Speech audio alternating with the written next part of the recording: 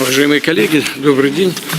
Попросил вас сегодня собраться для того, чтобы проинформировать о том, как идет переговорный процесс по украинскому кризису, как идут переговоры в двухстороннем формате с украинской делегацией.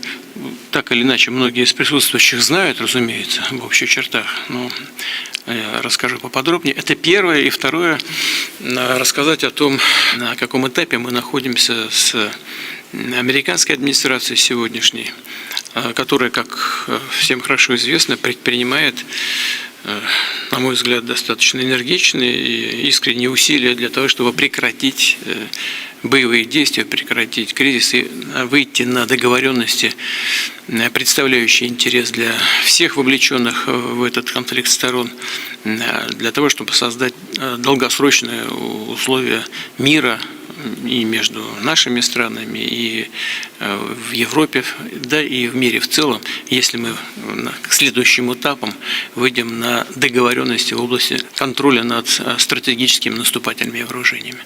Это то, что хотел сказать в начале. President, one on your Putin meeting and then one on DC crime. Are you prepared to offer Vladimir Putin access to rare minerals to incentivize him to end the war?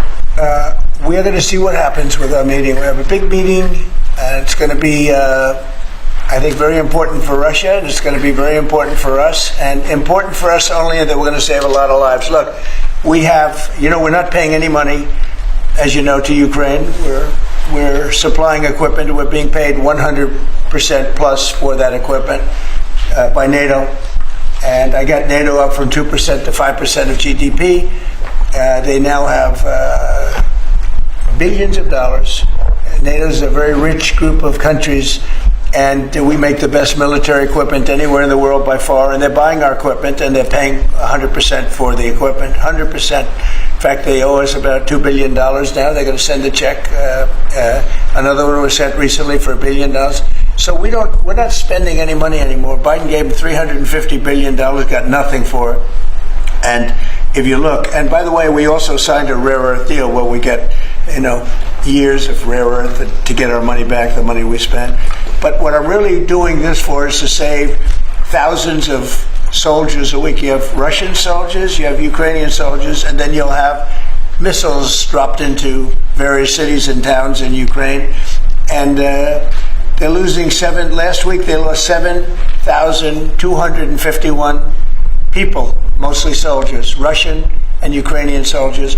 I'm doing it for that reason. We have a meeting with President Putin tomorrow. I think it's going to be a good meeting, but the more important meeting will be the second meeting that we're having. We're going to have a meeting with President Putin, President Zelensky, myself, and maybe we'll bring some of the European leaders along, maybe not. I don't know that it's going to be very important. We're going to see what happens.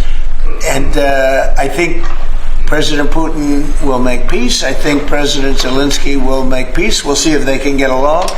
And if they can, it'll be great. I've solved 6 wars in the last 6 months, a little more than 6 months now, and I'm very proud of it. I thought the easiest one would be this one. It's actually the most difficult. We had one war raging, as you know, for 37 years. One in the Congo with Rwanda was raging for 31 years. We solved 6 of them, made peace, not just solved them, we made peace.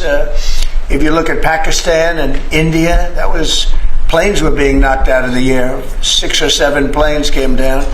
They were ready to go. Maybe nuclear, we solved that. I thought this would be maybe an easier one.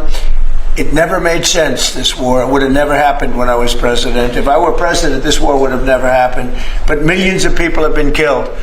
And I'm there for one reason, to see if I can solve. This was Biden's war. This isn't my war. I want to see if I can stop the killing. Yeah.